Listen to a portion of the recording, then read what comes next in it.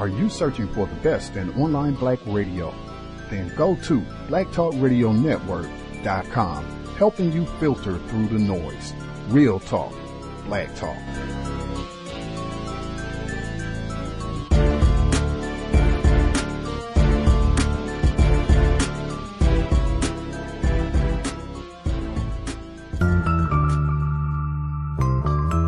General Powell has been, in his books, quite candid about him using affirmative action to succeed, all right? And Barack Obama did use affirmative action to, be educated and something like that. Do you think that there's any racial business here? No. And I'm not saying that in a pejorative. No. I'm not saying that in a negative. But a connection. No. The general and the president came up the same way. No. Because does that mean that if Mike Huckabee supports you, is there racism? Absolutely not. I didn't say racism. I said racial connection because it's an identifiable path. I understand what you're trying to say there, Bill, but I think it's disrespectful. I think it's disrespectful to General Powell. It's disrespectful to the president. You cannot take, especially Colin Powell, can't take such a pedigree and try to dilute it to pigmentation and not all the competence of the president. You don't think shared experience enters into General Powell's You're endorsement? telling me that if President Obama had not done a good job, that Colin Powell, General Powell, would have supported President Obama regardless? Absolutely not true. No, I'm saying that he might be cutting him a little more slack. I disagree with you. You can try and paint it any way you want to, but I disagree with you. It's just a provocative question, which is what I do here. Right? I still like you, but I'm just saying, don't come to me with that kind of stuff. You know better. Tell Neville, everyone, factor tip of the... Context of White Supremacy. Justice Gus T Renegade in for another broadcast, hopefully to share constructive information on the system of white supremacy. Today's date, Tuesday, January 1st, 2013. So I have been told, no white people, this would be another episode of Hate Week. New Year's Eve, what they call it, or New Year's Day, excuse me. I know this tends to be a time where there are a lot of white people who have been consuming large quantities of alcoholic beverages. Be careful. Be mindful if you are going out, if you're going to go party or go to the club, even go to the mall, movie theater. Be as safe as possible. I would say if you're going to be consuming alcohol or anything else, have in mind before you begin your consumption, what is the likelihood that I will have to encounter some powerful white people and explain what I'm doing? Am I going to have to get in a vehicle and go someplace, even if it's around the block, even if it's a mile down the street? Think about that. Because I am sure, as our guest from this past weekend touched on, you tend to have a lot of enforcement officers in areas with large quantities of melanin. So they're on the lookout for some dark people doing wrong, especially this time of year. So really have all that in mind. I am an advocate. Hey, let's be sober. Let's be sober. Dr. Cambon advised that when he was on the program with us more than once. I'm a big advocate of that, but if you are going to consume, I would say maybe make it a sleepover thing where you are not going to be going back out and having to do a lot of driving and potential to come in contact with enforcement officers where it could be greater problems for you. Just something to keep in mind really all the time, but especially this time of year with all the foolishness that white people coordinate. With any rate, we will be back Friday, this coming Friday. Looking forward to having I believe this will be the 5th installment, study session on George Orwell's 1984. Outstanding material. 7 p.m. Eastern, 4 p.m. Pacific this Friday evening. Our guest for today's broadcast visited with us. Our guest for today's broadcast, she visited with us last in, we the summer of 2010. How the time has flown. She's been listening, learning, doing her own research, trying to get a better understanding of what exactly is happening on the plantation, applying this on the job and in the home, really all areas of people activity. Real pleasure to have her back with us on the program. Let me find her line here.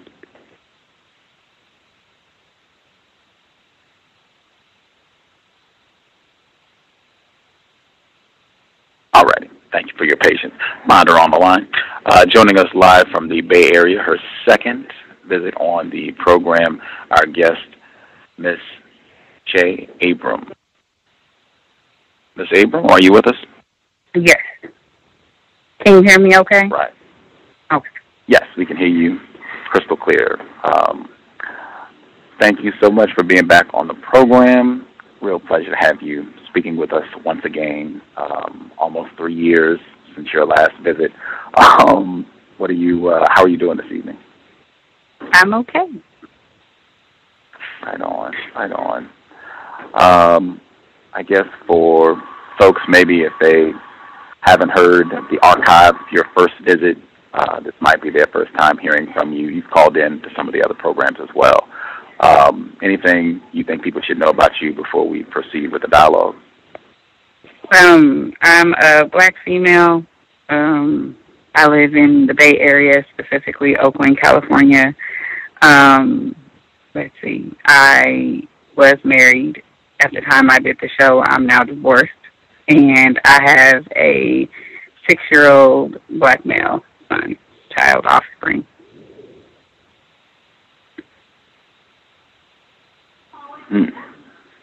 Right on. Okie doke. Black female, correct? Yes, black female. Okay. You can go back, check the archives, hear what we dialogued about first time around, beginnings of her understanding of white supremacy. I want to hop right to the chase because we're only doing 2 hours. Our guest want to make sure that her voice is intact so she can continue with her duties as an attempted mother on the plantation.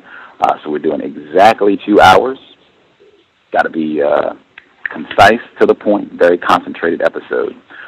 So getting right to the gusto of things, you already touched on the fact that you have divorced since you were last with us. This is a very popular topic on the program, Area 8, male-female relationships, attempted partnerships.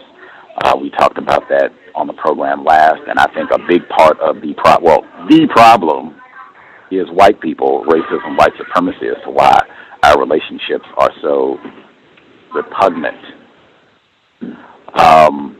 Specifically, I was hoping that you could kind of share your observations, experiences, just what you have seen with your understanding of racism, white supremacy, and your relationship to the most impotent creature on the planet, the black male.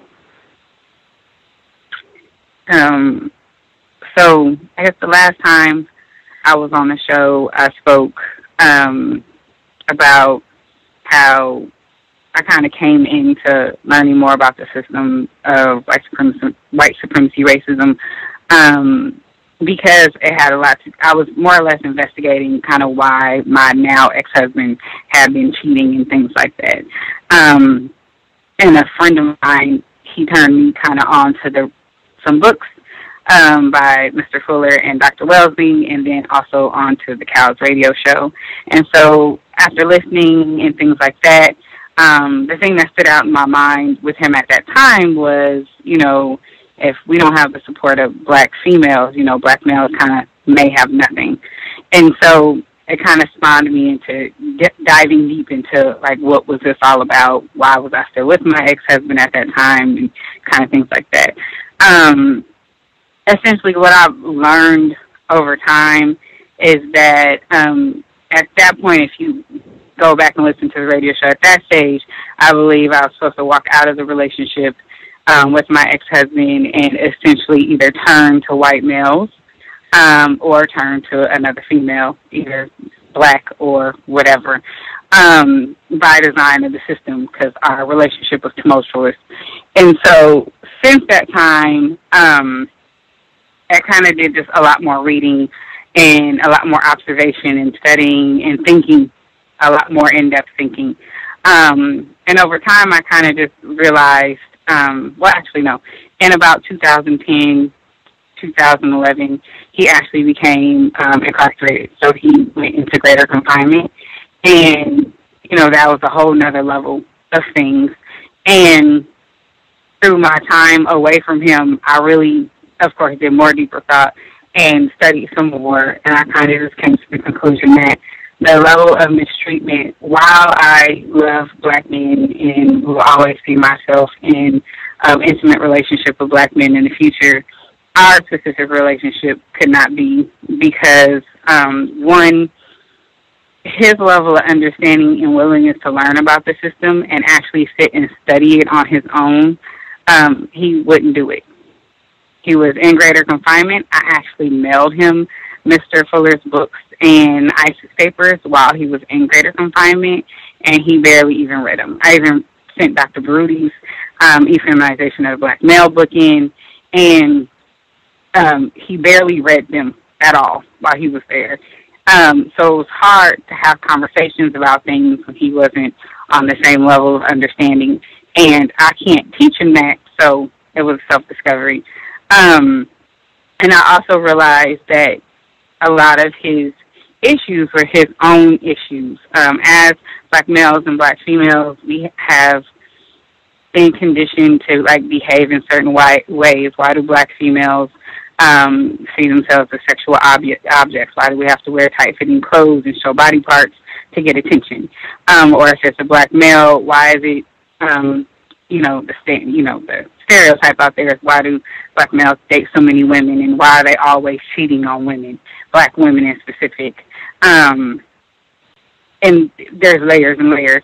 But with all of that, in terms of his not willingness to learn, and also in terms of our parenting, our son, and his willingness to become more of an active member, in that, with that, and also in my ability to support him, I did decide as a black female, when he came out of greater confinement, I would support him in the best way I could so that he essentially wouldn't fall back on his feet and go back to jail. And so, I let him stay in the household while he was unemployed, and just encouraged him to use his time and energy in place of money and things. That's essentially what I asked him to do, was use your time and energy. And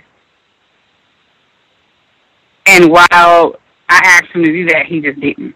He rather had gone back to some of his old usual habits, and it was something I could no longer tolerate. I was experiencing the worst mistreatment.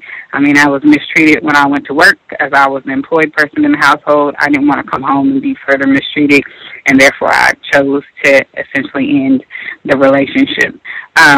We still have to co-parent, so that's a whole level of investigation and a source of frustration I think we'll talk about in a little bit.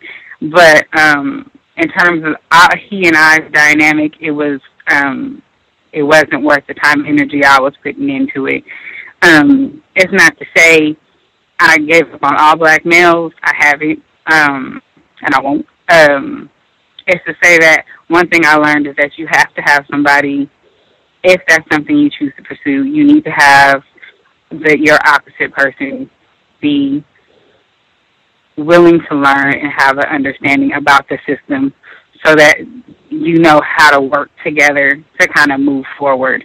Even if it's not the deepest understanding, even if they're not 100% sold on where you are, but their willingness to learn and listen and at least read the information or view the information you're showing them and have an objective eye about it, that's helpful if you're going to pursue a relationship. Otherwise, you just end up in constant conflict.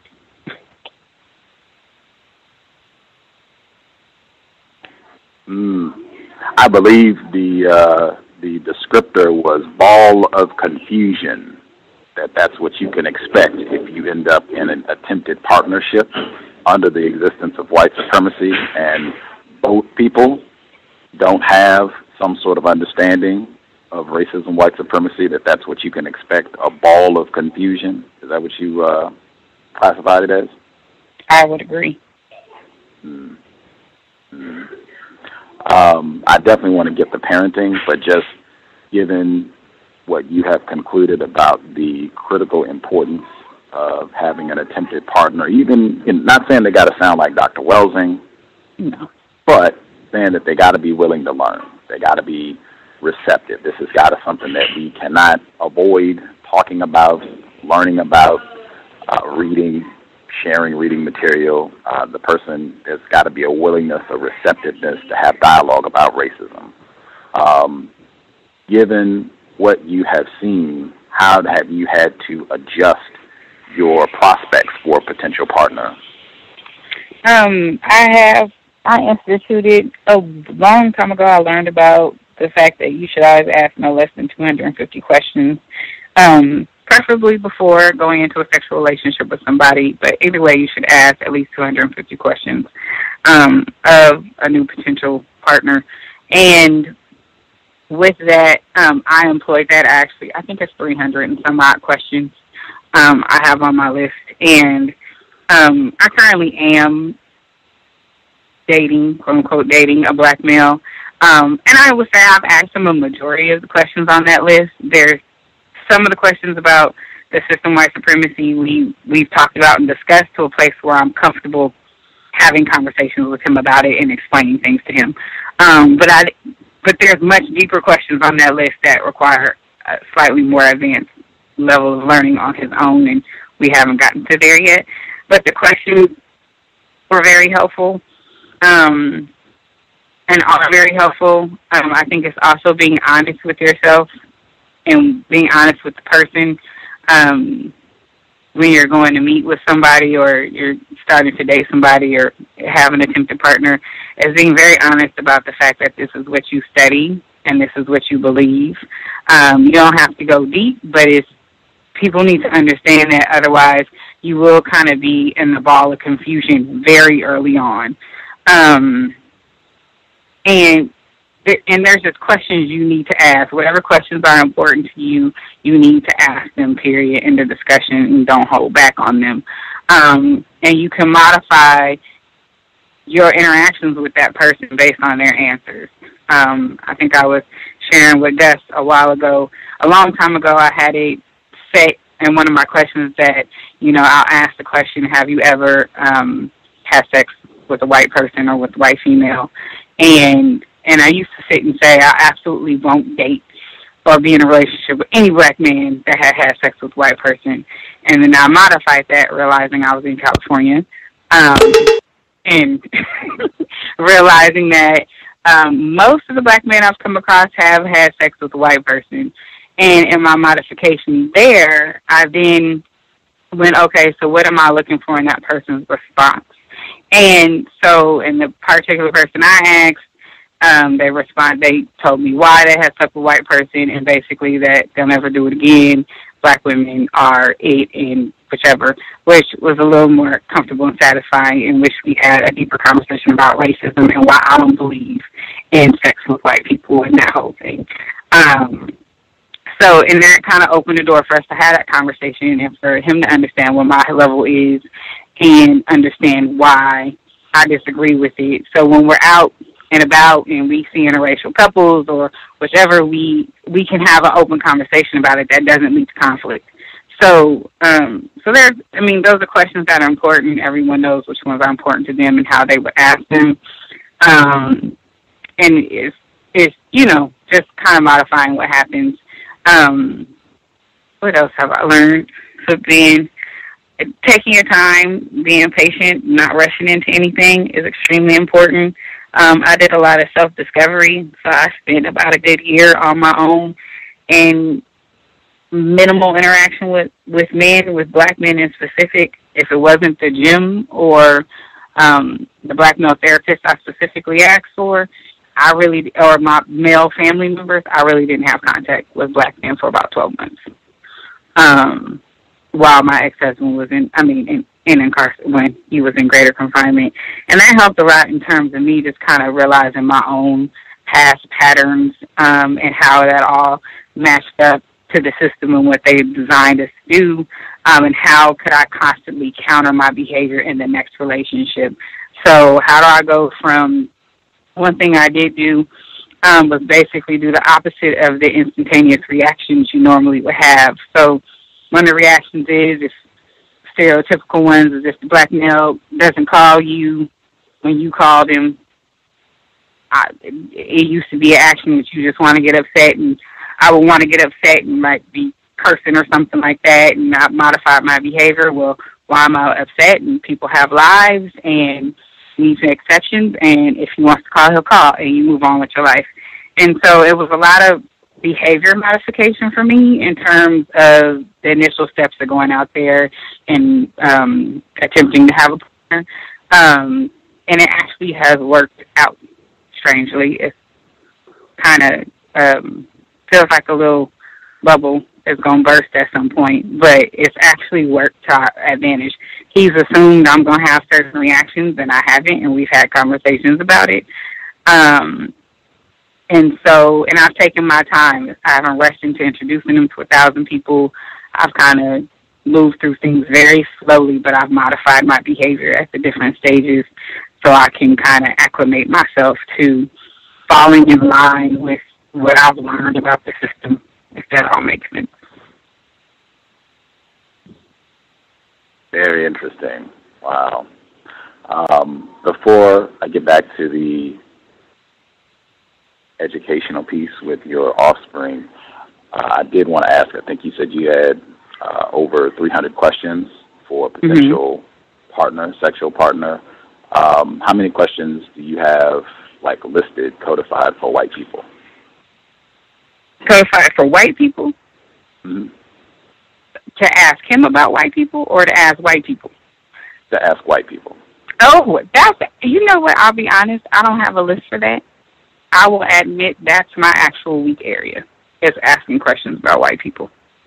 Like, I ask some questions, and I might have 10 to 20. I'll be honest, I might have 10 to 20. That's the area where I usually go blank on. It's one of the areas I'm still constantly working on. I have to be very honest about that. That area, I literally go blank sometimes when I sit in situations with white people when they confront me. If I can prepare for it, sometimes, for a meeting, I can have up to like 50 for a meeting. But if it's on the fly, it might be anywhere from 10 to 20. It's not as extensive, to be honest. Context of white supremacy. Appreciate the honesty. I think that is a massive problem. That is not an individual thing at all. That is a massive problem that hopefully we will improve on, something we can work on. The child rearing, super important. I know we have a lot of non-white people out there who have offspring. Can you talk specifically about challenges that you have faced as a result of having an offspring with a partner who is not informed about racism, white supremacy, and is not willing to learn about it? Problems you face with trying to attempt to raise your offspring? That area, that's probably one of the more stressful aspects.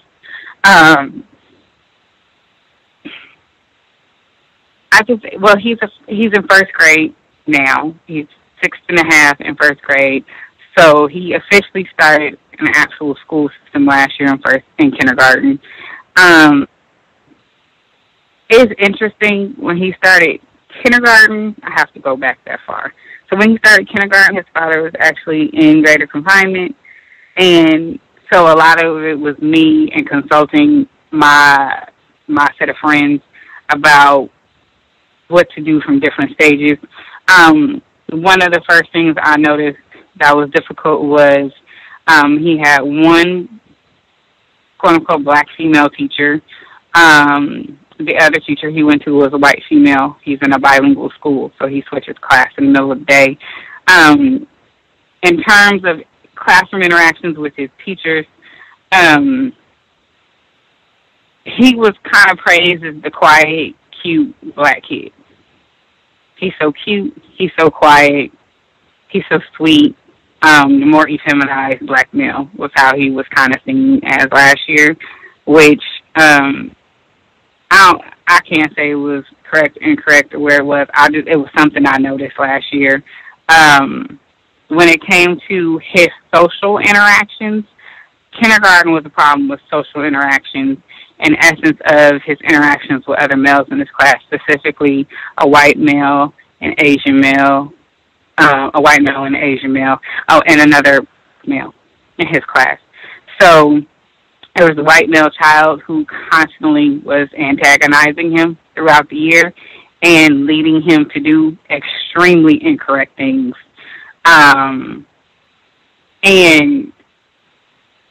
And I would have conversations with him, like, understand this white person is not your friend. They are not your friends. It's incorrect behavior. You know what to do that's correct.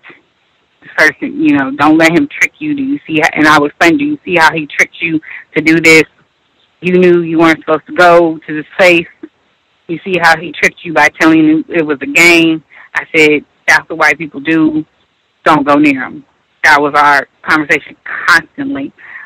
In terms of the white male. And the Asian male was brought into it because, of course, he was the little player in between. Sometimes they would put it off on the little Asian male when it was really the white male who gave the Asian male the idea. And, of course, my son would get hoodwinked into all of it. So we'd have this constant conversation. And then with the black male, other black male was the darker black male who literally would just pick at my son regularly, any kind of way. He yelled at him across the classroom to try to get him in trouble, all kinds of things. And I would pull the two of them aside and have a conversation that you two black males are got to have each other's back. You can't be mistreating each other in class. So we had a lot of those conversations. And by the end of the year, my son kind of got it. So we move into first grade, and a lot of these same children are in first grade. He has learned to stay away from the white male. He and the black male are in different classrooms, so they can't just treat each other. And I haven't heard too much about the Asian male, to be honest. I don't even know where he's floating around in class. Our biggest problem this year in first grade, and now his father is out of greater confinement, so now dad comes into play. Our biggest issue in first grade is supposedly my son is talking a lot. He's very social in class. And it's interesting. His class is 15 boys, about 6 girls. Because it's a bilingual school, it's 50%. Spanish speaking is the home language, so Latino people. And then probably the other half of it is black and a little bit of white and some other things. So this year it's a lot of talking and behavioral issues. He wants to steal, all of these things that lead to eventual ADD diagnoses. That's where we're at this year. And so his dad has gone up, and I have instructed his dad in some ways and given him codified language questions to ask. What's going on? What's happening? What are you doing to handle this? Is it correct or incorrect to treat these children this way? Is it correct that my son is suffering consequences for this child that you're giving allowances to, et cetera, et cetera, et cetera? So on some areas it's been helpful. Probably the most conflicting thing is his dad is just tell him to sit still and be quiet, and if you don't, I'm going to bring you home and pop you and do these things. And on some level, it works. But on a bigger level, that's not explaining to him that the whole purpose of me teaching you these behaviors is so that white people don't have to bother you. So it's been a conversation at home with his dad saying, okay, you need to go up there and watch what's going on in the classroom to see what's really happening and see what's seen. So that happened maybe once or twice and hasn't happened. Mind you, this man is unemployed, so he hasn't gone up to class to constantly monitor what's happening. So I have learned I have to teach my son, these are the behaviors I'm teaching you so that the white people don't bother you in the classroom because I'm not there to keep you safe. And so, and if you do things that are incorrect, that gives them a reason to bother you, and then bad things can happen. So we constantly are in that conversation. So the talking's gotten a little bit better, but it's a low. My son, it's hard for him to understand that there's safety involved because his dad isn't here reinforcing the safety part, because his dad still hasn't made the connections of my bad behavior is what got me in greater confinement. Like, he can say it, but he won't actually acknowledge the fact that because I literally make bad decisions and do what's incorrect, that's how I went into greater confinement. This is what will happen to you the same way. And so that's a huge disconnect between the two of us. And it also involves his dad spending time and energy with him as a black male so he can learn these things, and versus me just constantly having to tell him, and then I go to work and send him with the people for 10 hours. So that's kind of where I am. In terms of what he's learning in class and in the education system, his learning bilingual stuff is an advantage for him, but the content that he's learning in the classroom is not. The school system, it's a system. It's exactly, it's designed to do and produce what it gets. And so I have a huge issue with the fact that I have to be on the plantations because I'm technically a single parent, and then I have to send my son to these people for daycare, and they get to control the information he learns. So I do a lot of supplementing when I can to get him focused so that he can kind of be on par. And, I mean, I have friends to kind of talk about this and kind of pay attention to things and see how I can modify my parenting to get him where he needs to go. But I realize I also work in a university setting, so I know that what he doesn't get today is going to severely affect him down the road, and he may never even get to the type of school I work at. So there's these components in terms of the information they give and what he's exposed to. He has 2 white female teachers.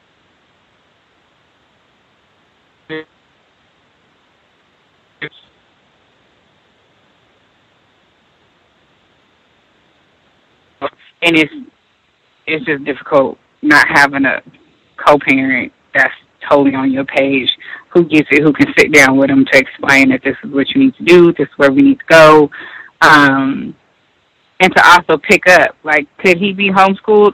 Could he have been homeschooled all this time that his dad has been back and not working? Yes, he could have. But his dad doesn't feel confident to do that, so my son is.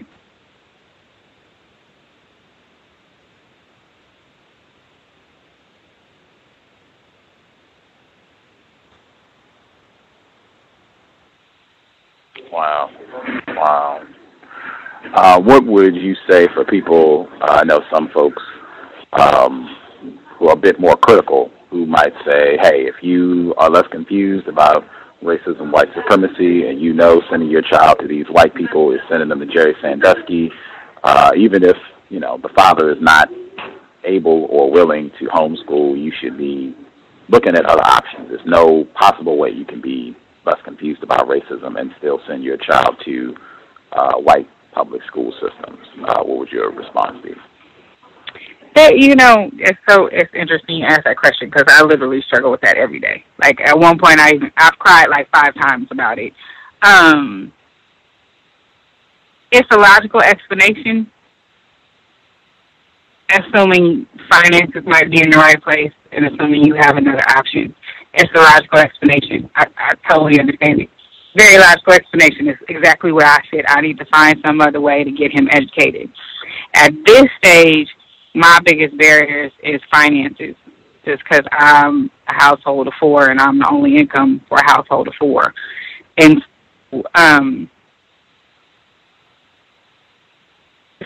my other options would really involve me having to pay somebody, and I actually just can't afford that cost right now, to pay somebody for him to be either one-on-one or for him to go to the African Center School that's 2 blocks down the street from my house. That's like $800 a month, and I financially just don't have it right now. So my only answer is, if you have to be in a situation like I am, if you feel at the moment you're in a situation where I am, and you can, and you have to send them to that, you need to try to be as visible as you possibly can on that campus and find some way to create people who will give you information about what's happening when you're not there. I'm up at his school quite regularly.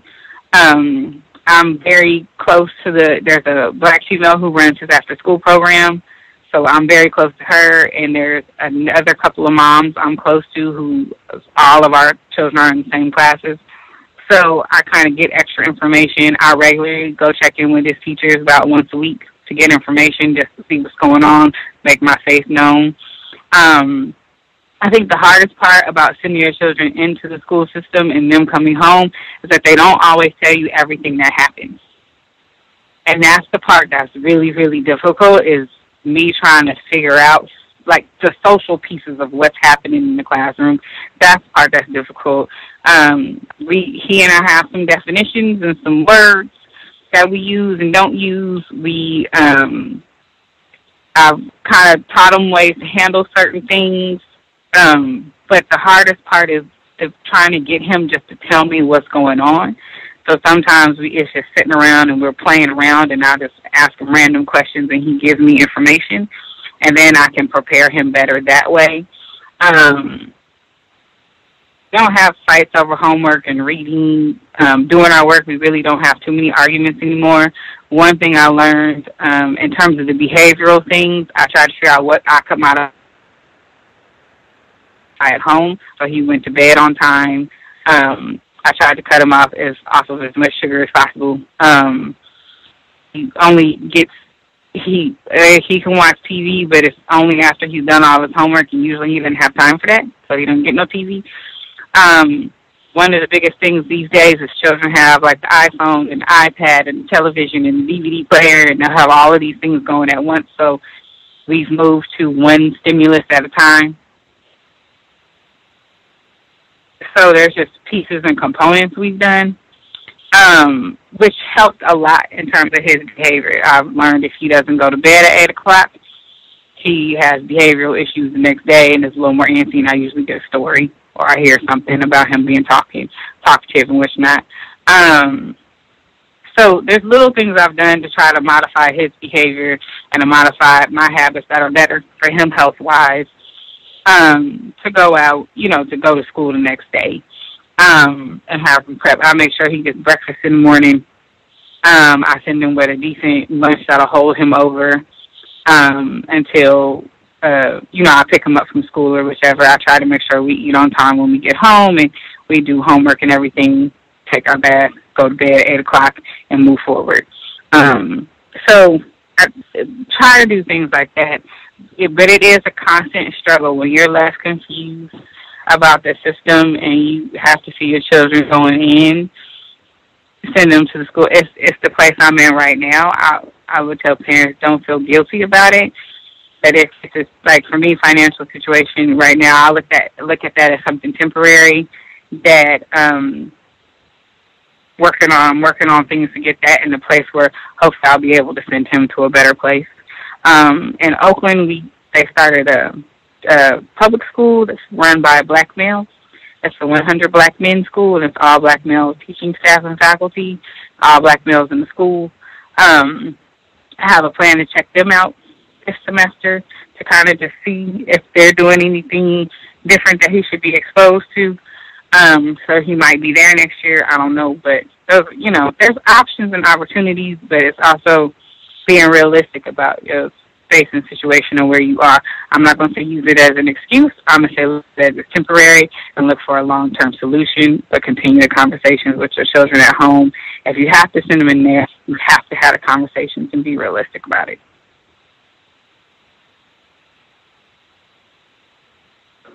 Appreciate the honesty. Context of White Supremacy, our guest, Che Abram. Make sure I get this in as well. I recognize there are tons, millions of black people worldwide who are in that exact position with regards to being limited with what they can do with their child's education and other areas of people activity as a result of finances. That is by racist design. Design. I wanted to ask about the 5-year-old when your child was in kindergarten, and Yes. you said he was manipulating things so that your child would get in trouble. Do you suspect that that 5-year-old white child was practicing racism? Yes. Without hesitation, yes. Beautiful, beautiful, beautiful. Yeah. We will check, see if Justice has some questions. The number to dial, 760-569-7676, and the code is 564-943#. Press star 6 if you have questions. Racist man, racist woman, and racist child. Justice, if you have some questions, your line should be open. Can I be heard? Yes, ma'am. Yes. Greetings to the guests, Gus, and the listeners. My first question for you is how did you start learning about racism, white supremacy? I had a friend who told me to read Mr. Fuller's work and ISIS papers, and then also sent me a couple of links on Dr. Welsing, and also sent me the link to the C.O.W.S radio show when it was on Blog Talk.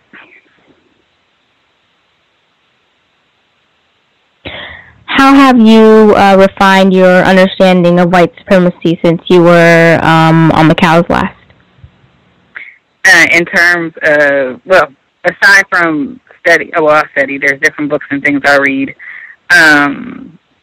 that I've picked up over time. I've read, like, Making the White Man, and some of the scandal, like I have Death of Dark Nation, and some of the other books that have been recommended to the C.O.W.S. One of the, probably the biggest thing I've done to refine my studying and my critical thinking is, well, I would say, besides having friends who also are very aware of the system, is I actually do quote-unquote diversity work at my job. And so because I'm kind of constantly in it when I'm at work, I'm constantly watching how white people are deceptive, how they change the rules, how they use words to further confuse us. So I've kind of used that as a little observational and testing ground to different things. It's where I've put in place some things, like there are questions I'll ask when I can prepare. I'm better if I prepare for the situation, but there's questions I ask. I have used their technology to kind of record and track things. I have used a recording device from time to time. So those are constantly ways I'm usually doing behavior. I watch shows, listen to radio, I read news articles regularly to see what my critical analysis is going to be of it all. And of course, just having a lot of conversation and piggyback and listening to the show. Those are the ways I've done it. How have you refined your counter-racism over the years? My counter-racism, I'd say now, probably my biggest, the most helpful things have been, as much as I don't have a lot of questions, have been asking questions. The other thing is using other resources to explain to non-white people more or less to give them evidence of the system. I used to have a lot of conflicting conversations with people. So I've learned to modify in conversations with non-white people just to have a lot of proof kinds of things, sources to cite, websites and links for them to look at. That's been helpful. And then more recently, I've taken on the role of trying, as where I can control it, as much as I can control it, not helping white people with things. Those are probably the three most ways. And definitely using a dictionary. I use the Oxford Online Dictionary a lot, and I specifically use the worldwide, not the American. So I'm very clear on the words being used when I'm in the room. What definition, or if you do have a definition for the terms racism, white supremacy, what definition do you use? I use the definition Mr. Fuller used, and I haven't said it for a while, but basically that there's a global system of racism, white supremacy used interchangeably, where white people white people who classify as white agree to subjugate and or abuse all those whom they classify as non-white in the 9 to 10 areas of people activity. Do you talk to your offspring about racism? I do. What do you say, or what do they say?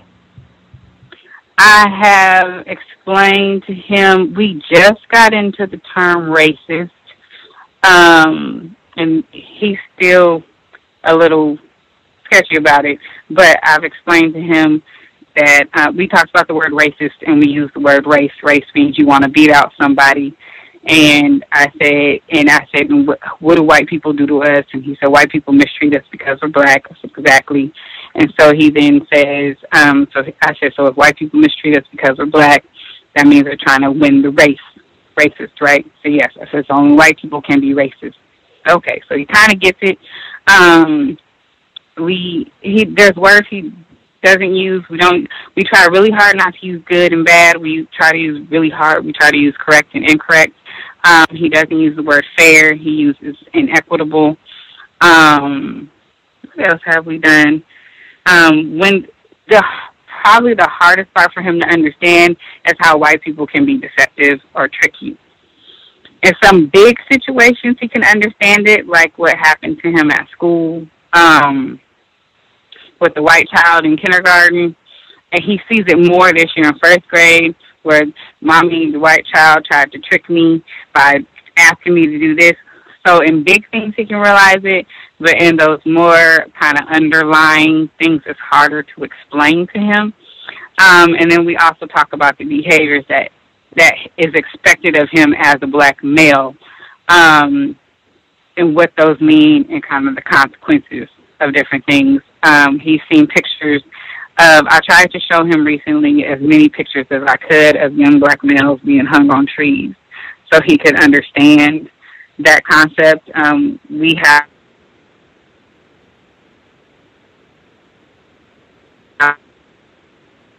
the slave ship term. We went to the African, in San Francisco, there's the African Diaspora Museum. I think that's what it's called. And we went there, and there's this dark room where there's slave stories going on, and I basically put him in that room by himself without me, and he kind of had a meltdown, he cried and got upset. And I was like, and that's what it's like on the slave ship. If you don't listen to me, if you don't follow the rules I'll try to give to you to keep you safe, you will end up on the slave ship by yourself with white people doing whatever they want to you. And then he saw pictures of people being hung, and he's seen things. So usually if we're having an issue in terms of behavior, I'll go, do you want to be on the slave ship? He goes, I don't want to be on the slave ship. So there's ways I try to get it to where it kind of meets him at his level, but those are things I can think of so far. Does your son talk about racism at school?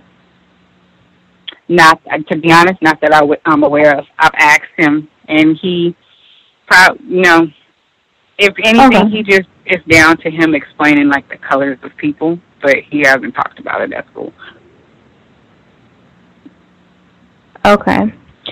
What are a few ways to teach non-white people about white supremacy? The ways I have found to be helpful, I learned from a friend of mine, definitely using their technology, YouTube, to show videos or articles, or like Google and things to find articles have been very helpful that support you in what you're trying to explain. Sometimes it's one of the things I found helpful is citing the fact that I've listened to this radio show for as long as I have, and in the beginning how many white people are on the show that have said, I'm racist and I believe in that system. And sometimes I'll quote notable ones that people have heard of, so they don't think I'm crazy, because you have to, non-white people don't believe other non-white people. So I use use white people in the middle. And in some instances, it's asking them questions. And it's not hard questions or questions to put them on defense, but it's just asking them questions about what do you believe or what do you think that word racist means? What is your definition of this? So that way I have an understanding of where I'm meeting them. Those are like 3 ways I can think of. Thank you for answering my questions. Gus, go ahead. Context of white supremacy.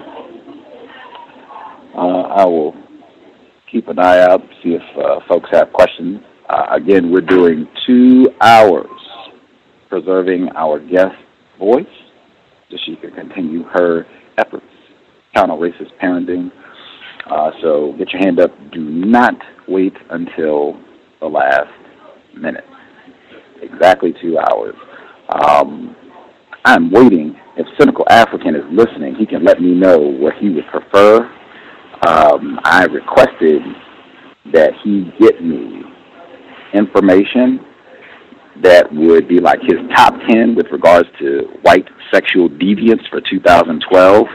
And he got me the top 10 within like 24 hours. And I've compiled everything that he sent me and made a nice little montage of the total Yorugu nature that was on display from 2012. And it ended up being a lot more than what I had anticipated, and I might be biased because I put it together, but I will wait on him to give me the word. We can either play it today since we're doing just 2 hours, or I think it could stand on its own. So we might, and then we can have a whole program just to discuss their sexual trifling behavior. Perhaps Cynical could join us. So he can give me the word on whether we're playing it today or saving, but I was very impressed. On topic, you said you have spoken with your son to some degree about racism. Have you spoken with your son about sexual molestation? Yes, we have. What have you? That's that's one of the issues that came up. Not molestation in the essence of, we have had a conversation about molestation. Nobody's to touch you. You shouldn't be touching anybody. You need to tell me if an adult tries to touch you. Stay away from white people because they like to touch you. We've had that conversation. We have it regularly because he does visit his grandparents out of state without me. So we have that conversation very regularly. Probably every couple of months, once a quarter or something along those lines. But last year it came to a peak because the white child. So the thing the white child was doing that was probably the most maximum aggressive thing was the white child had gotten my son and another black male and an Asian male to go into the play area. There's a play area in their kindergarten classroom, and to show each other their penises. And so it went from, I can't remember if touching was involved. I want to say by the 3rd time I got that phone call, touching was involved. And so I essentially, went red. The first, second, and the 3rd time I got the phone call. What's going on? What the heck is happening? Who's doing what? And I'll be honest with you. I noticed it was the white child. I said something and asked the principal, what are you doing about this white child? Of course, I'm crazy black mom. So it was actually one of the classmates, a little black girl, who came in to my son's defense. And she came in and told the white principal, you need to pay attention to this child because I have watched him every time say this to these boys. That's basically, without using her words, but that's basically what she did. And it came up a lot last year. So so he's been through an experience around those lines. So this year, if I even broach the topic, he gets freaked out and terrified and no, and I promise you it's not happening, and it'll never happen, and you don't do that, and I know it's incorrect, and I'm screaming, and so we have this whole little setup now about it. But that's what happened with the white child last year, and I was like, and he's tricking you and deceiving you because you know you weren't supposed to do it, you know you weren't supposed to go into that area. We had this conversation, but the white child, I think by the third time, the white child had told him, we can't do it here, so let's go over here and do it. And so I had to have my hardcore conversation with my son to say, do you see how he deceived you? But one, you knew the behavior was incorrect. So you need to accept the fact that you shouldn't listen and should have walked away and should have pulled your black male friend away.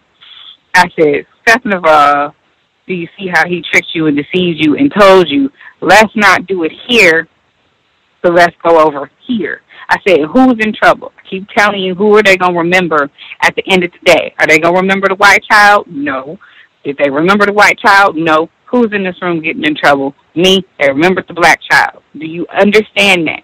So this year, we haven't had them problems on that level. So, but that came up a lot last year. We've had a lot of conversations about him, and white people and their tendency to touch children and anyone's tendency to touch children, and that we've had a lot of those conversations. That's probably my hesitation in putting them in sports, to be honest.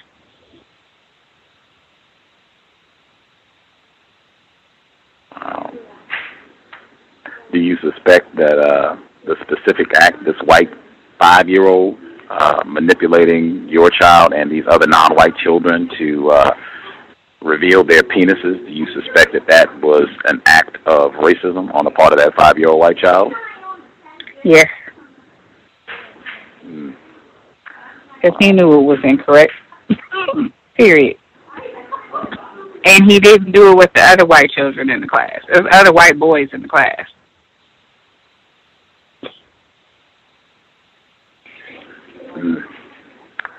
I mean, that's something, that was something I observed a lot last year, and it was, very important. Racist man, racist woman, racist child.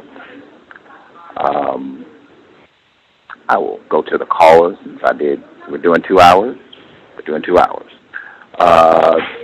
First caller, author of Trojan Horse. I think that was one of the recommended books. Pam, calling in. Good to hear from you, Pam. Good evening to your guest, to Justice, and to you, Gus, and all the listeners. I am sitting here. I am so impressed with you. I think what you're doing is fantastic. I think it takes a lot of courage and a lot of dedication. And it reminds me of what Mr. Fuller once said, and that was when he had a message for black women. He says you have to really you have to be devoted to your sons, because otherwise, you're going to have, a problem. I wish I could think of the exact quote, but I can't. But I am so impressed. If most of us just did half of what you are doing now, our children would be a lot better off.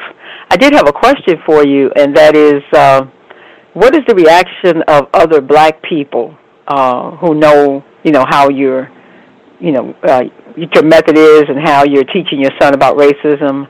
Do you get any blowback, pushback, from your relatives or from people that know you?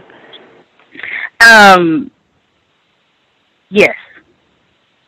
Except for my closest friends who are the ones who exposed me to everything in the first place, I do get a lot of pushback. I had a huge conversation with my brother's family around this topic, and it was somehow out of the conversation came, well, if that's what you're teaching him, then he'll just be lazy about everything because he'll just blame it all on white people and won't do his work at all.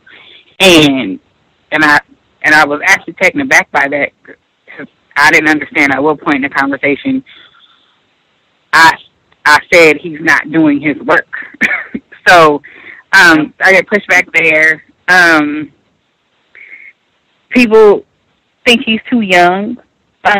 People have told he's too young to have that level of conversation, and actually get surprised when he fully can understand it. And I think the hardest part for when you have a child that you are exposing to the system and helping them understand it is the fact that they don't have he doesn't feel like he has other people he can talk to about it besides probably my two friends. And so it's really like the three of us who get to hear his conversation, or he can ask us questions and he'll say things with me, but like if he goes with his dad or his other family, he'll be very quiet about it. Probably the only thing he's most comfortable about is when people use the word fair, and he'll be very clear about not using that word. But that's kind of one of the things I found a little difficult, but I have gotten pushback about that. And it's been interesting watching people, just because they feel like he's too young to be exposed to it, and that's not the world we live in. And, that leads us into a whole another bunch of conversations. But, I have gotten pushback about it. I think... Just have to keep, Oh, go ahead. I'm sorry. Oh, and you just have to keep doing what you do. Yeah. I think sometimes people resist what other people are doing is because it kind of shines a light on what they're not doing. I think we'd rather think our kids can't understand it. And I know it's kind of hard to conceive that a 5-year-old or a very young child can understand. But if we go back to that black doll, white doll experiment, we are pretty much aware that they do understand a whole lot at a very young age. And I think we, unfortunately, are more interested. We're not more interested, but we are really protected ourselves and using the excuse of not telling our children the truth. I think it's more about our fear of racism and talking about it, and also our fear of what will our kids do if they do understand. How would they function in the world? I agree. Working in higher education, specifically my school is mostly a graduate school, so and it's in sciences, it's in health sciences. So I can't just sit at my desk and say, oh, okay, we need to admit this many students and get them in with these grades and blah, blah, blah, blah, blah. When the school is specifically charged with recruiting Black and Hispanic students, I have to go all the way back to kindergarten to understand why they're not making it out of kindergarten, out of elementary school, out of middle school, out of high school, out of college, in the graduate school. And so it is a really hard place to sit in as a parent to really acknowledge the fact that this is what your children are going through, and it's a disadvantage to not educate them. I can sit and say, from sitting in the seat that I sit, I've been in the world of college recruitment for 12 years now, and I got into it to hopefully see more brown students in the classroom, and it's a huge disadvantage to not expose them as early as you possibly can to the system and what's happening, because they are not prepared for the pitfalls that are going to come. They are not prepared in any way, shape, or form. They're just not. And it's not prepared in the essence of they don't understand that they don't even realize they're not even being taught on the same level as white kids in the worst public schools in the country. They don't even realize that. They just think, well, it's because I just live in Oakland. And that's not even the case. Or the fact that, while I live currently, I moved into deep East Oakland, so if people watch the news and usually hear about people getting murdered, that's happening within a 5-block radius of my house. And people don't understand that these kids are in survival mode. The police don't come over here to help. They come over here to get you and take you away. So who's left to protect you? And you have nothing. And there's privatized education. There's charter schools all over the place. Like, there's this whole setup, and if I don't explain that to him now, he's going to end up like I was, 29, 30 years old, going, I'm confused. I don't understand why this happened. I mean, I got straight A's, but why did my SAT scores not work out if I got straight A's and was in honor classes? But, I mean, that's just a simple way in terms of education. And so I feel like we do a disadvantage not exposing them early. I hold to when I'm out and around and about. I do feel like desegregation was the worst thing that happened to us because we aren't prepared with the conversations socially, the conversations to prepare ourselves to walk into a white world. We just aren't ready for that. And so I sit at work. And I think that, that's a huge component of why there's so much conflict in the information alone. Because, we just aren't having those conversations at the ages my grandparents were having them. They just weren't. It's interesting. I can sit with my grandmother today, and we can. And mind you, I was never a child who ever thought to have these conversations. I sat with her on several occasions because she's my last grandparent, and I was blown away at how similar our thinking was. And I finally understood, why she doesn't like us, why she never liked my cousin marrying a non-black person. And it's all of it just made sense. And we finally were able to have that conversation. And I think she felt relief that one of her grandkids was on her same page. And so, but, she's 70, almost 80 years old. So this is all she lived and all she knew. Whereas there's that middle group, my parents' generation, my generation, where, that was just the civil rights and it's over and it's done. And and that's where, and it's worse now. Kids are growing up in the age of Obama. It's post-racialist society. And that's what they're ill-prepared. So when they want to try to get into graduate school or try to get into college, they don't get that they never were prepared for it. Not even from day. And so, and that's the part where as parents we have to be, and as adults in the community, we have to be aware. We have the information. We should find ways to educate people in a way that's comfortable for them so we don't create conflict, but a way that's comfortable for them so they can be prepared for what's going to hit them, so they know how to move around it, try to find resources, go ahead of it, things like that. So it's, so I agree with you. I feel like it's a huge disadvantage. Well, yeah, we can all remember what we went through. I got so many painful memories. Didn't leave physical scars, but just, I look back at humiliation. I feel humiliated. Looking at the things that I did, the things that I experienced, the things I didn't confront and didn't say and didn't do anything about, the times when I tried to, be validated, it's kind of humiliating. And maybe that's why some people avoid the conversation. I think we should tell our kids what we experienced, how it felt, how painful it was. I think we should let them know so when they get older and they go through that, they won't feel ashamed.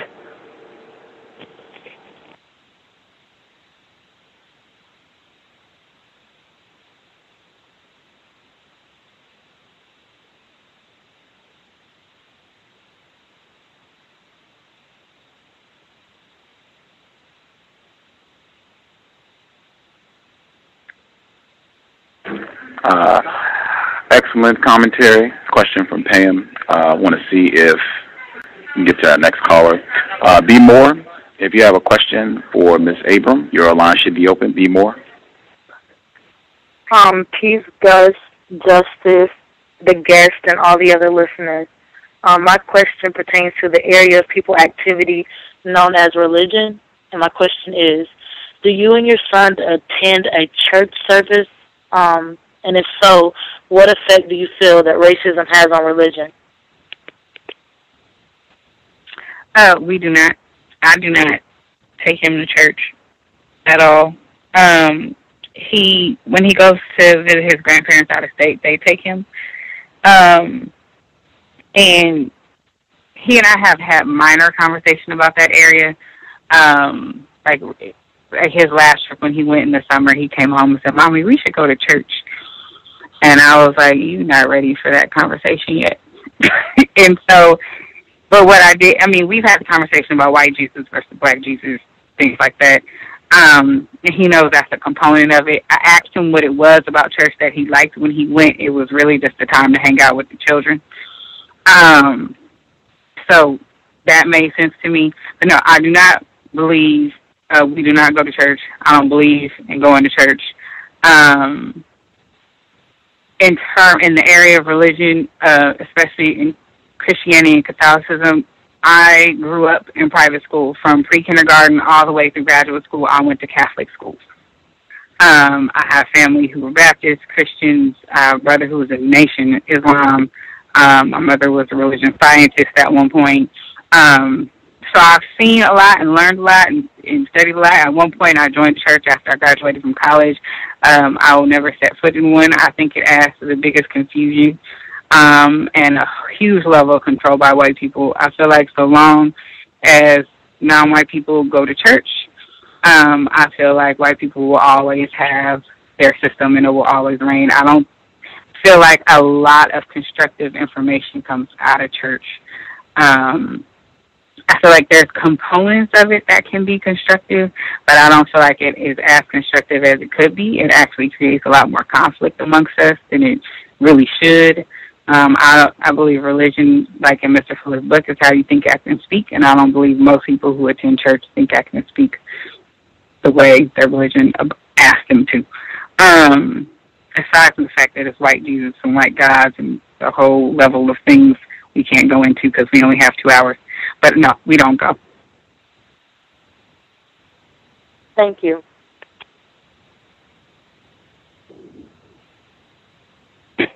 Person who dialed in, I think this is Cynical African. Cynical African, your line should be open. Greeting, Gus. Greeting to the guests and greetings to everybody else. Yeah, Gus, I just wanted to let you know that, the audio that you made, I believe it can stand alone for an entire program.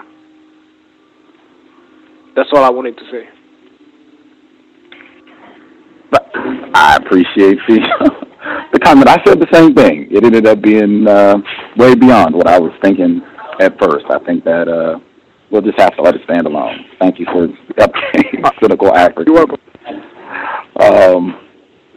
1804, your line should be open.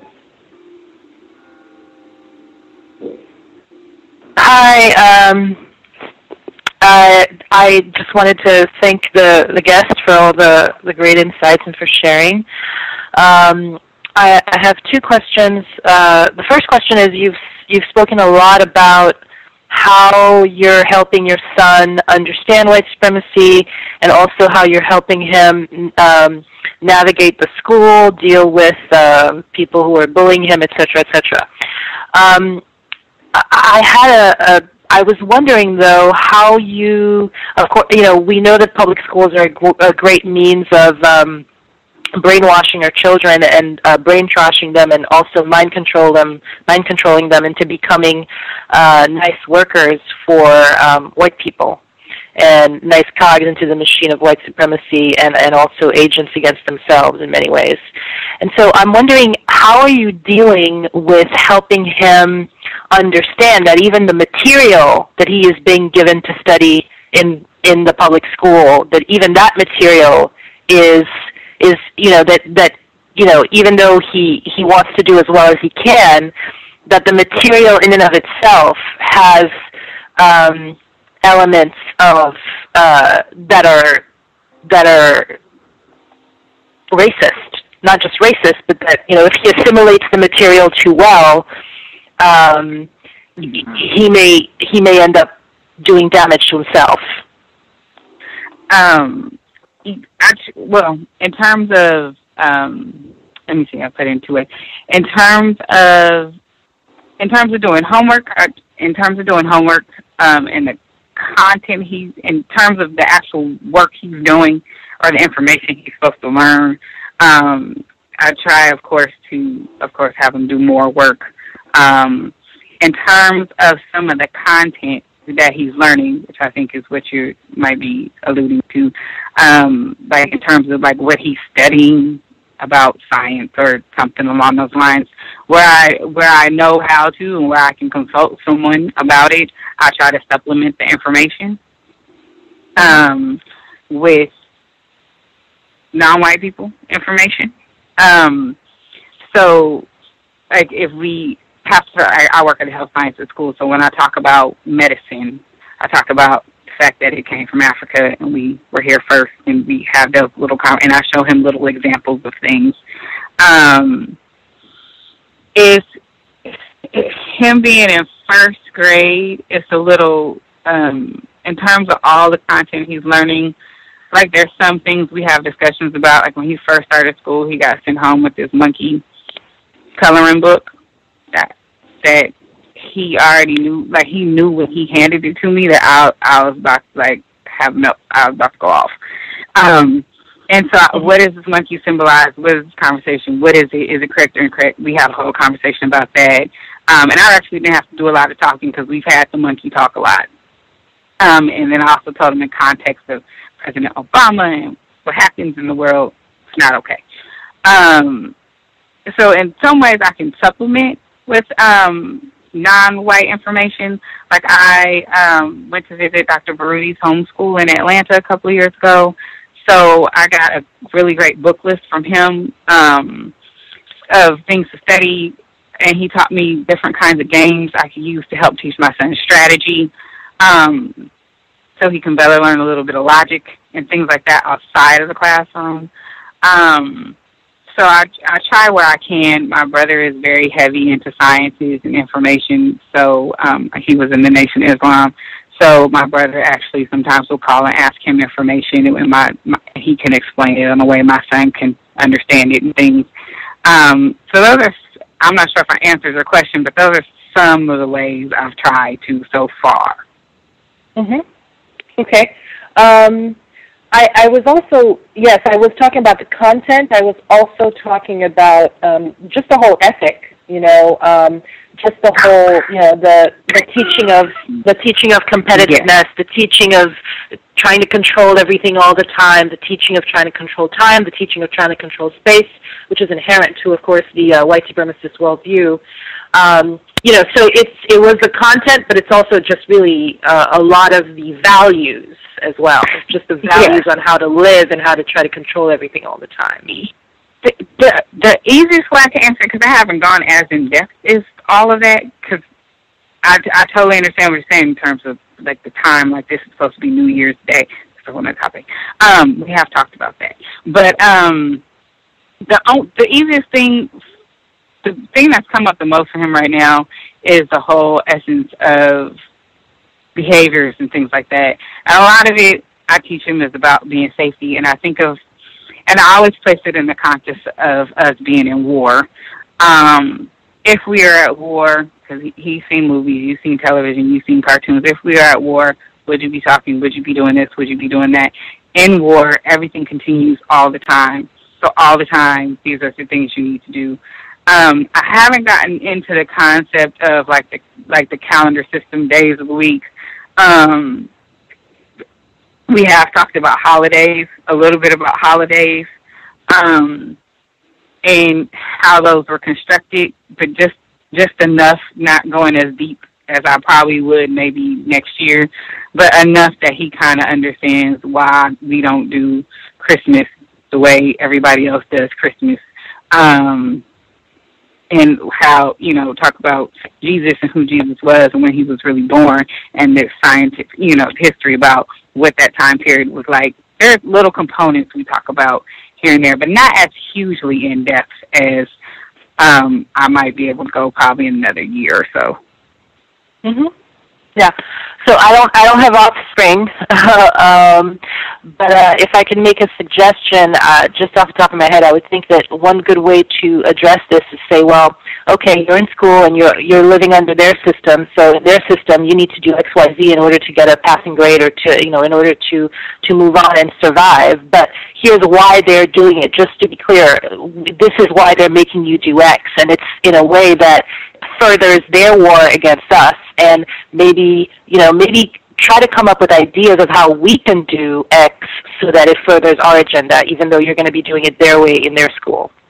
And then my last question was, I don't have offspring, but I do have a nephew who's about 5, and his parents are not counter-racists. And how would you suggest that one try or attempt to introduce counter-racism and to introduce this notion of, I know you're watching all these cartoons and, your parents are sheltering you from everything, but this, there's a war going on out there to children who are not your own but that you care about. This is a good question. What I haven't mentioned is that I have a stepdaughter. My son has a half-sister, same age. So she's only with me so often, right? Mm-hmm. So it's a good example of I don't have control over her when she's going away. So the way I have done it with her and with a few of his little classmates is I started with definitions of words. That's the easiest way. Children understand definitions of words. As one thing, at least I started that with her at 4. The other thing I started with, which is a very simple thing that comes up a lot at the age of 5, name calling and the concept of name calling. So when name calls you, is it correct? Is it? That's learning to not create conflict situation. Definitions were helpful. That was helpful. When conversations have come up about racism when she's around, because she's not with me all the time, she always has way more detailed questions to ask.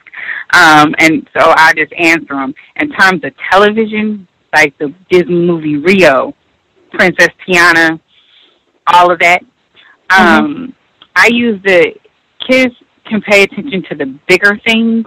There's subtle things that definitely happen, and that's a way deeper conversation. But if you're just kind of doing the introductory things, it's why does Tiana have to be with this non-white person who really is a white man? Like he was a white man who took a medicine to become what looks like a non-white person, right? Like why does she have to be with him? Why does Princess Tiana have to turn into a frog?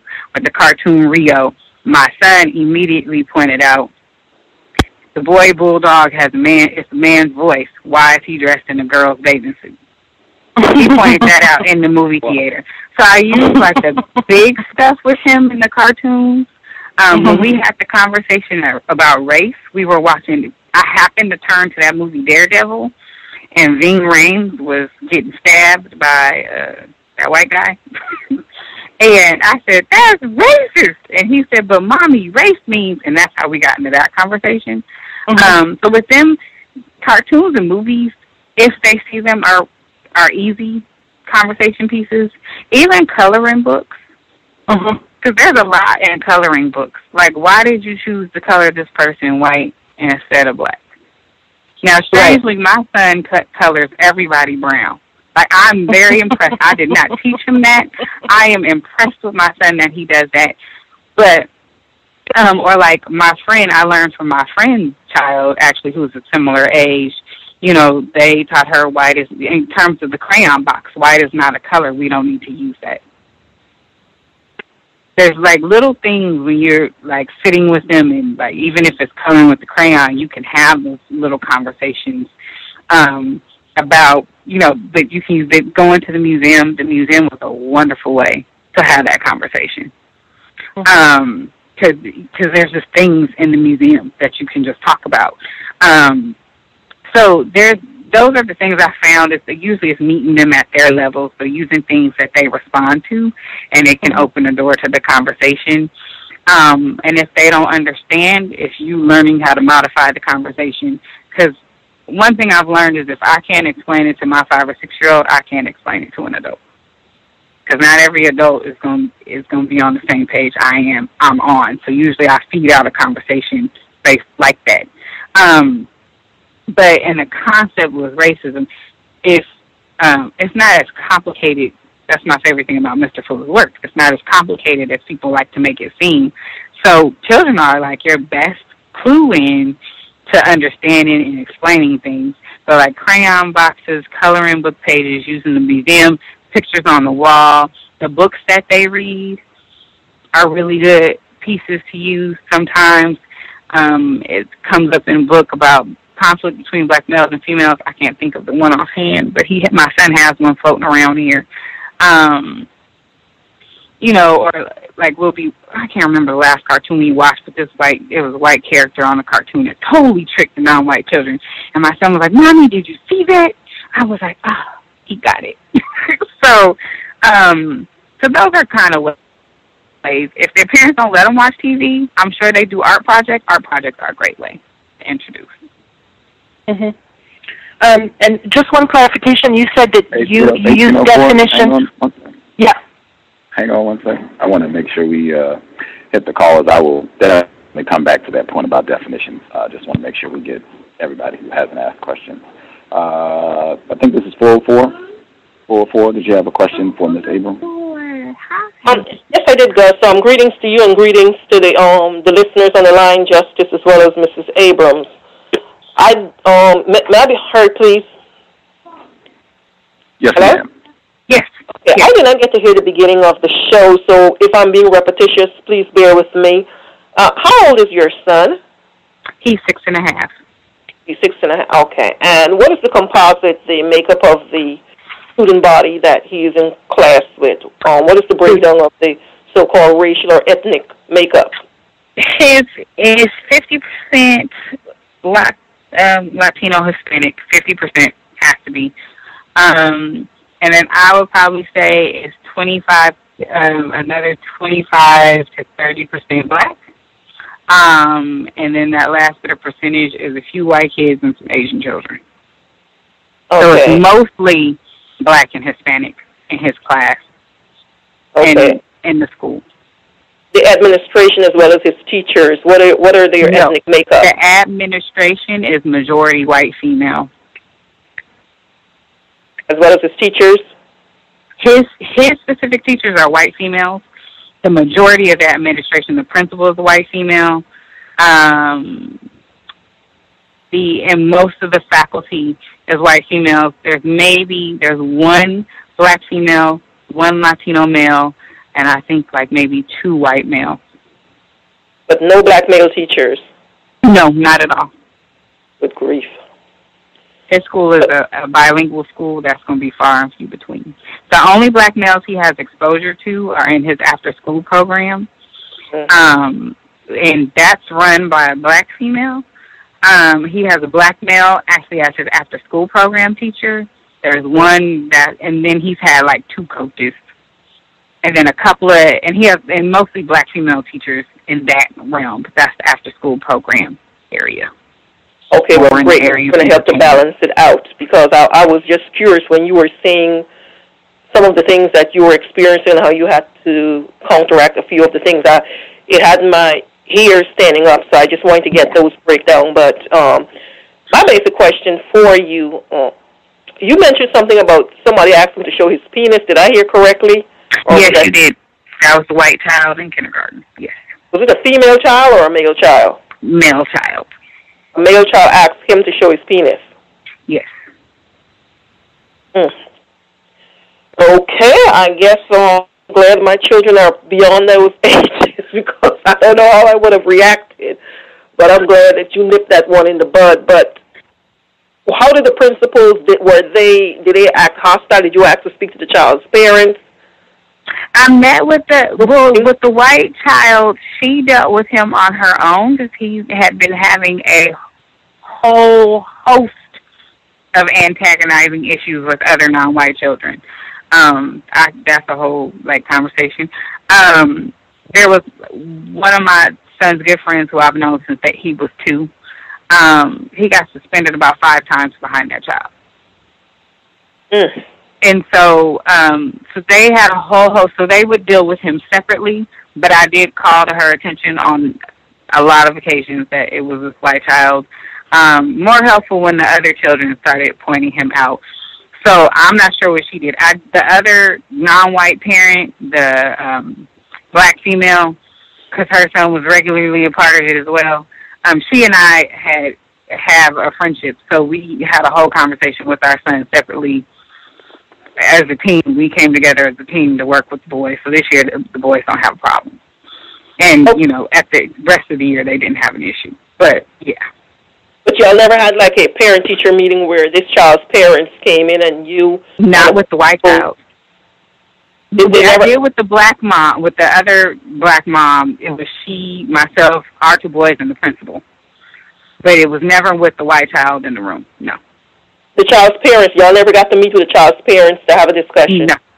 Nope. Not the white child. No, not at all. Is he still in the school, or did they remove him from the school, this white child? He's still in the school.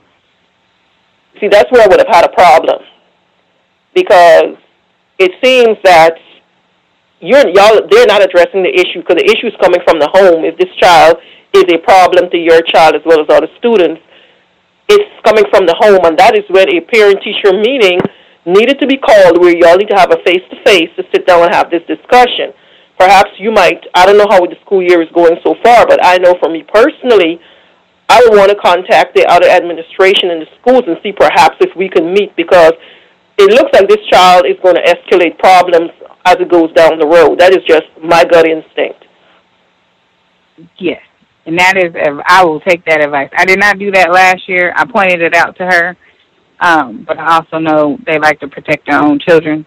Correct. So, but that is something, I haven't had issues this year, but that is, I will take your advice and do that this semester when they start school next week. Okay, well, sister, you go ahead and nip that stuff in the bud, because these deviant white children, they allow them to have free reign, because I had the same problem with my sons when they were coming along with white women in the classroom. They, as you said, they look favorably on these little white kids, and they let them run around, climb on desks, do whatever they want to do. And the minute your child do something that they consider to be out the norm, they want to call in and want to tell you, okay, you need to put your children on medication. So we went through all of that, my husband and I, with our sons when they were coming along. So all the best, and please go ahead and seek about getting some kind of counseling where you could meet face-to-face with these parents to prevent this stuff from escalating. Thank you for that. Oh, you're so welcome. Thanks for the discussion. The person that called in, last four digits, 6151. 6151. Your line should be open. How everybody doing? I had two questions. One pertaining to the incident with your son when he was in school, and I heard that you told him that, you know, you can't do the same thing the white child do because he'll be able to get away with it and you won't. And I think that's a good thing to show him that the repercussions of his actions would not be the same as that white child's actions. But did you, after that incident like that, I would call that sort of like an anti-sexual incident. You see what I'm saying? At that time, did you tell your son how the system of white supremacy kind of pushes in favor of anti-sexual behavior and how that is immoral? That's my first question. I didn't have that conversation. No, I did not have that conversation with him at that time. We've had the anti-sexual conversation in other contexts. But I did not have that. In that situation, I did not have that conversation with him about it, and I will. Now that you pointed specifically in regards to that, I will have that conversation with him about it. But we have the anti-sexual behavior conversation about it a lot when it comes to black male dress and behavior. Yeah, it seems like your son, I say, probably is not going in that direction anyway, because he seemed pretty smart. Like you said, we all was at the movies, and the bulldog was talking like a man but dressed like a female. And at that young age, he was able to notice that was not normal in the first place. So he seemed pretty like a strong male child. And my second question is kind of not really on that topic. My second question would be like, do you have you ever tried to learn more about African spirituality before the Arabs and the Caucasians came to force their religions upon us? Have I studied it in the past? I have not studied it in depth. I'm aware of it, but I honestly have not studied it in great depth. But I'm aware of it, but yeah, I haven't gone any deeper. Mm-hmm.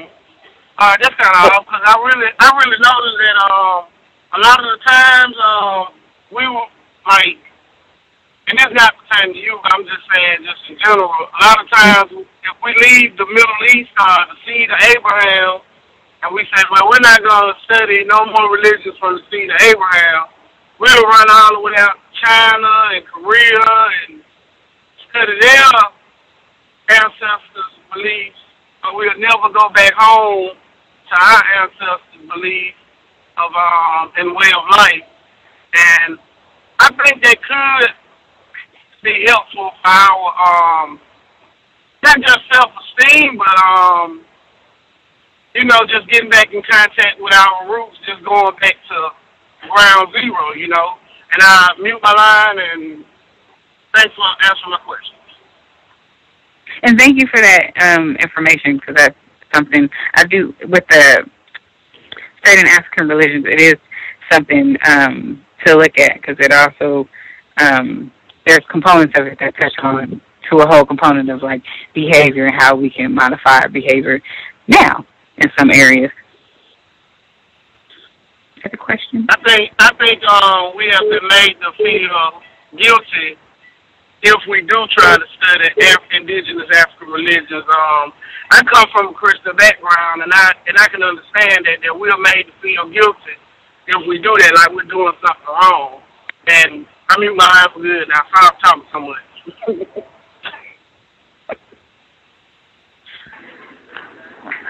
Let's see. This is Bruce Fine.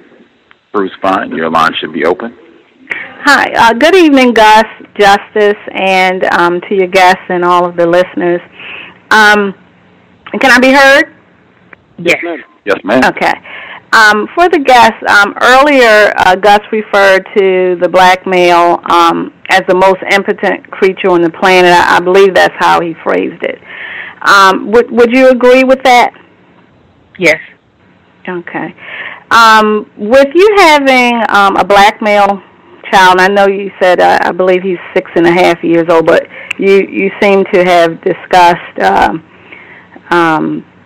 racism, white supremacy pretty extensively already with him. So at some point, will you teach him that he is amongst the most impotent creatures on the planet in the system of racism, white supremacy, if you haven't already?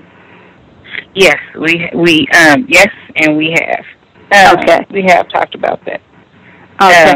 I put it in context of the. Go on with your next question. Oh no, I'm sorry, I cut you off. Go ahead. I put it in context of a slave ship. A friend of mine taught me to look at it as a slave ship. White people, if you tip it up from top to bottom, white people on top, and black male is on the bottom, black female. So goes the story.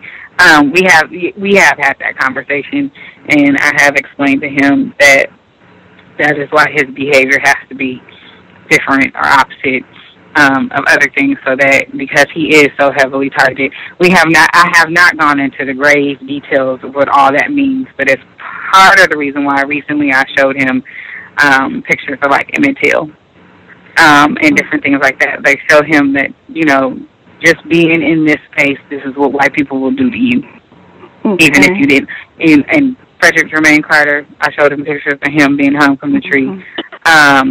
Because I use him in specific because they, for the most part, they really didn't do anything wrong. They was just there. And so, and I show him other pictures historically about, the white people standing, a lot of other pictures. But we have those conversations, and he listens. He's 6.5, so. Right. Okay. And just a couple follow-up questions. With that being the case, how do you think, with him believing that he's the most impotent creature on the planet, as far as the system of racism, white supremacy is concerned, how do you think that has an effect on his view of black girls or black females in the system of racism, white supremacy? Do you think that could somehow make him feel at some point that the black female or the black girls are not victims of racism, white supremacy, or that her victimization has less value than his, thereby causing him to have less empathy with what she goes through in this system of racism, white supremacy. Do you think somehow he could falsely conclude that the black female or black girls are consciously working against him in the system of racism, white supremacy, if he's seeing himself as the most impotent creature, as the most affected by the system of racism, white supremacy? I think if he completely ignores anything I've ever, I feel like he could believe that if he starts to hate me. And I say that in the essence of, that's part of the reason why I divorced his father. I'm not sure I think it sounds like you listened that far back. That's part of the reason why I divorced his father was basically I didn't want him constantly watching those behaviors. And I do have conversations with him about my incorrect behavior in reaction to his father's behavior. So that he can see there's a balance and there's some work and there's some effort. He does have a half sister, and I have a really good friend, and they have a daughter, and there's her. And he actually he's exposed to quite a few black-on-black couples that actually work really well together as a team, and have that consistency. So I think if he hates me in anything I taught him, I believe that's something he can do. But when I've watched him and the black women he has been exposed to, he's seen very supportive black women who are also very strong black women. But they're very supportive of their husbands, sons, whichever.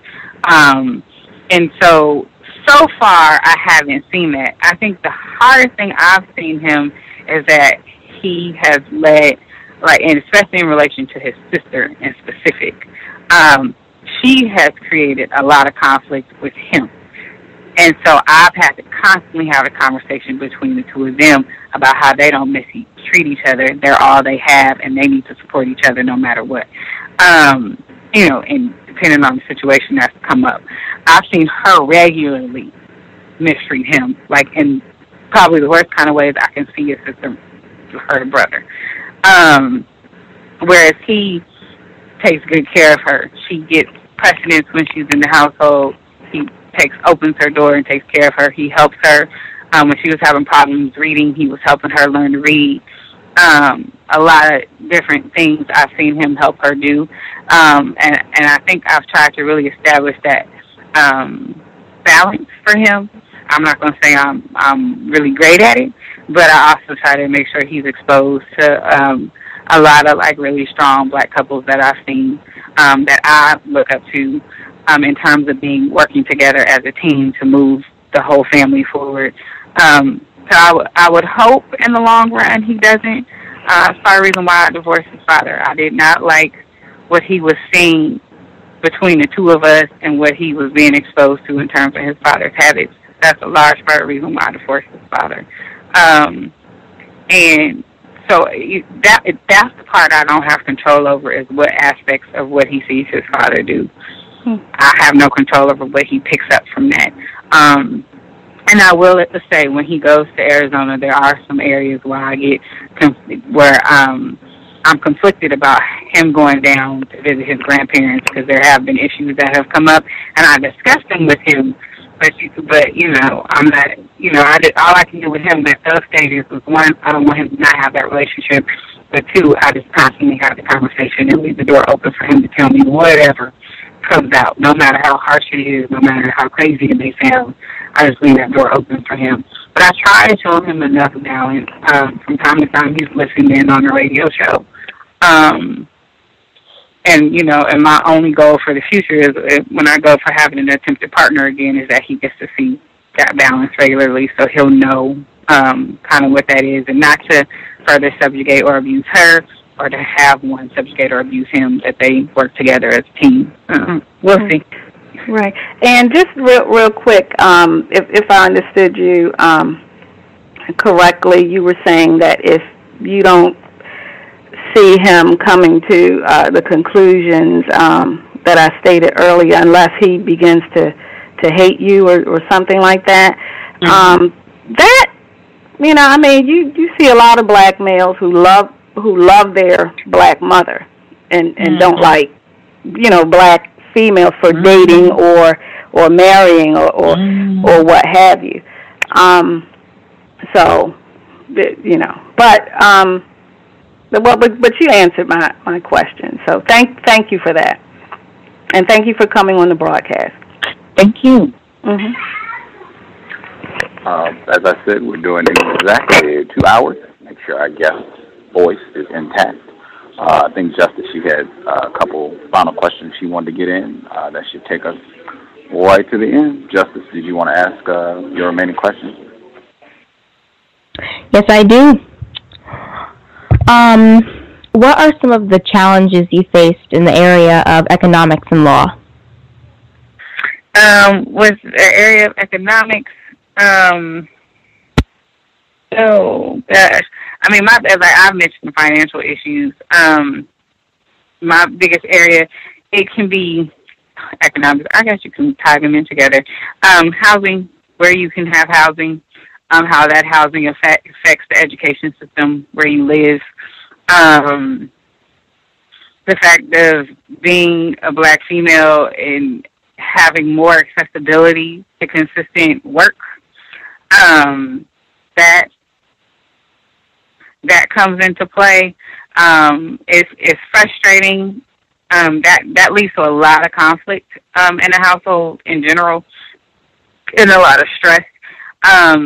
So it's having constantly to be away because I need to go make the money to pay the bills to have a place to stay, and to put my son in the school and have clothes on his back. But it's also a source of it's a source of contention because then I also have that place of, but I know I'm sending him in this place for 10 hours, and what kind of attacks is he going to endure while he's not with me? But like where I live currently, I downsized from where I was, so I don't live in the best part of Oakland because the rent is cheaper. But it also puts me in the middle of what I like to call survival zone. Other people call it the killing zone. But when you walk around, it's also the source of education because there's so many renters and low-income people in the area. The schools don't have a lot, so there's a lot of privatized education through charter schools. So it's kind of like this cyclical effect. There's also poor grocery stores in the area, so it affects health and wellness. There's a whole list of components, but those are challenges. It's kind of just like living everyday life. You feel like you're immediately just in survival mode, and what can I do to get to the next day, to get to the next moment kind of a situation. I'm not sure if I was specific enough, but I hope that helped.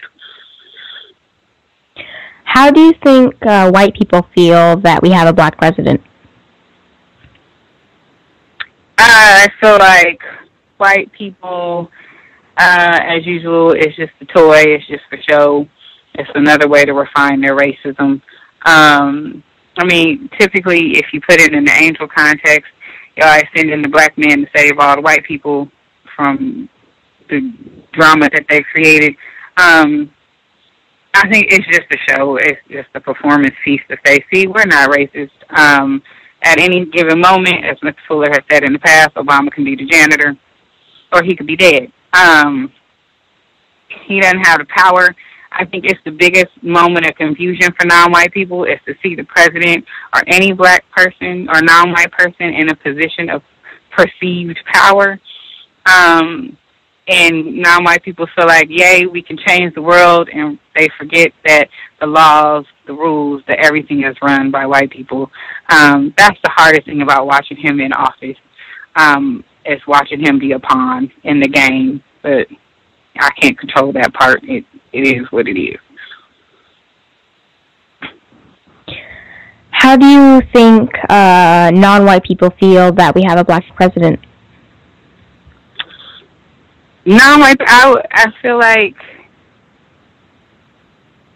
I feel like there's probably 50% of us that think it's great and we've moved forward, and I feel like there's 50% of us that feel like we're at a standstill or walking backwards. Speaking from my own personal view, I feel like we're probably moving backwards instead of forwards, having him in office. On the probably the most, I don't want to say positive. I can't think of any other words for it, but probably the one thing that has come to light is just how racist the country really is, and people forgot about it. And people don't think about it. People feel like he's in office and all of these things will go away, when in fact, again, I work at a university campus, so I sit in a lot of meetings and conferences about college and universities. There's more blatant things happening on campuses in regards to racism than probably in the last 20, 30 years, at least hitting the news, shall I say. So I feel like non-white people are getting a little more awakened to it.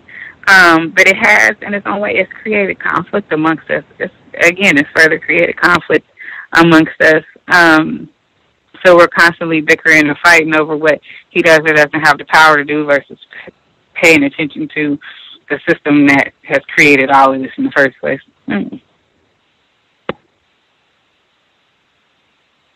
What holidays besides Christmas do you celebrate, and how do you celebrate them? So there's the three major ones: Halloween, Thanksgiving, and Christmas. And I will wholeheartedly admit, for everyone who's cringing, Halloween, in the essence of Halloween, my son gets a costume, usually a superhero costume, but he gets a costume, and he goes trick-or-treating with whoever. I dressed up. I was working this year, so I was not in that realm of things this year. Thanksgiving is really going to dinner to families' houses.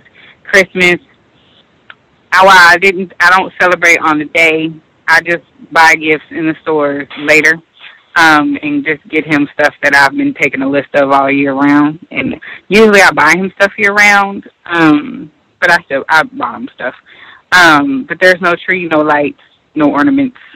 And I will be honest, that's the hardest place for me is there, mostly because he leaves my house and goes to 15,000 other houses, and he has Christmas, or he has Thanksgiving, or he has Halloween. So it's one of those things where reality is you either isolate yourself and don't let him go anywhere, or you kind of modify it, and I've just chosen to modify it, to be honest. Not my star feature right now. But I don't celebrate any of the other holidays. Does your son go trick-or-treating with white people? No. Okay. Usually with his father or myself. Okay. Do you think if you try to stop celebrating the holidays, do you think that your son will try to stop too, or do you think he'll try to be like, hey, Mom, can I please do this? Can I please do that? He would try to convince me, because it's what he's been used to for 6.5 years. He would definitely, my son is a great talker. He would definitely try to convince me. But, he'll get over it. Like, if I absolutely, no, it's not happening, it's done, he'll pitch a fit and then he'll get over it. That's just what happened, because that's just what happened. I'll be honest, it is, but because then it's like, well, why haven't you stopped? But that's where it comes into play. It's hard dealing with. I found the family dynamic has been difficult for me, because that's where I say I'd have to isolate myself and isolate him completely and utterly, and just cut everything and everybody off. And that's the hard place, because with all my turmoil with my ex-husband, I just kind of reconnected with a huge part of my family. So that's the part where I'm sitting with it. And my family has a huge tendency to believe that if you aren't celebrating the holidays, then you have to have changed your religions or anti-Christian, and I'm not ready to go into my counter-racist reviews with them because it's a source of conflict. So that's on my agenda for next year, is to not roll through those holidays. Like this year, I didn't decorate and buy stuff until like after the fact. I didn't wrap it. He pretty much just, here you go, you back. I got you a toy. He knows Santa doesn't exist and Christmas trees and stuff are crazy, but I can, when he goes to Arizona to visit his grandparents, he gets the lights and the whole thing. So it's confusing. That's the purpose. Yep. Thank you for coming on the program for the second time, and hopefully we can have you back on. In my opinion, I think you shared a lot of constructive information. Thank you. Yeah, thank you very much. Gus, go ahead.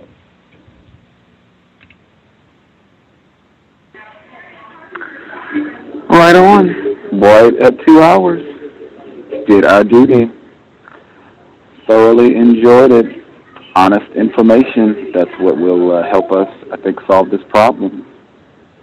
Candid dialogue, constructive, logical, and makes sense, and a logical appraisal of white people, even the little 5-year-old white people, very dangerous folks. Great. Anything final you want to get in before we wrap things up, Ms. Abram? No, I just want to tell everyone thank you for calling in and listening to me, having me on the show again. I really appreciate it. There's many of you I've listened to over the years in terms of asking comments and things, and I value each of your opinions and thoughts and analysis. It's been helpful. It's part of what helped me get to this stage. So to continue having these candid dialogues and people being honest about their experiences and where they are in the process, I find it all very helpful, and I'm hoping my information was constructive for you all to move in your learning experiences as well. Outstanding. We will be back on Friday. 1984 study session continues, part 5, 7 p.m. Eastern, 6 p.m. Central, and 4 p.m. Pacific. Tune in. Looking forward to continuing the discussion. Thanks, everybody, for tuning in. Great participation. Thank you to Ms. Che Abram. Lovely information. Great to hear, Shane, that your understanding of racism, white supremacy with your offspring. Great example for non-white folks to follow. Pertinent, life-saving information. Got to make sure you're passing that on to your offspring. We will see everyone on Friday. Hopefully you all are doing something constructive, 2013, so I've been told. Constructive and remaining safe. No alcohol, no alcohol, no alcohol. Be alert of what's going on around you. I know it's a lot of zanias. People got days off from the plantation and a lot of time on their hands, so be mindful. Be constructive moving forward. Hopefully everybody has goals, things they're trying to get done next few months, next few weeks, etc. Again, we'll be back on Friday. Replace white supremacy with justice immediately. It has been time. Context of White Supremacy signing out. Thanks everyone for tuning in. Good night. I'm a victim, brother. No problem. You're a victim. Man, I'm a victim of 400 years of conditioning. Shut up. The man has programmed my conditioning. Even my conditioning has been conditioned.